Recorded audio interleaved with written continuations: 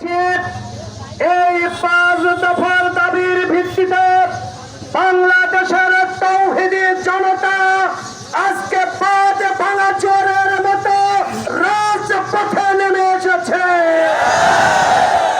প্রিয় ভাইরা, আপনারা কি জানেন পিয়ার কি জিনিস?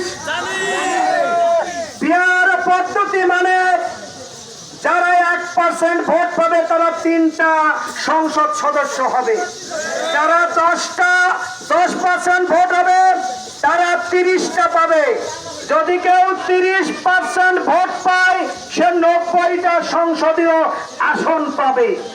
একেবারে সহজ কথা। এই পদ্ধতি বাংলাদেশে নতুন আমদানি নয়। পৃথিবীতে 157টি দেশ আছে, 197টি দেশ আছে।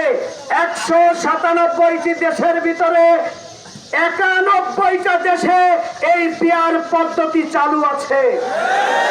পিয়ার পদ্ধতি চালুর উপকারিতা বর্তমান প্রচলিত এই বিদ্যমান নির্বাচন পদ্ধতিতে যদি আবার নির্বাচন হয় তাহলে সেই নির্বাচনে দিনের ভোট রাতে হবে, বিনা ভোটে নির্বাচিত হবে, ড্যামি ভোট হবে। এই ধরনের 50 সংসদ এই বাংলাদেশে কায়েম হবে।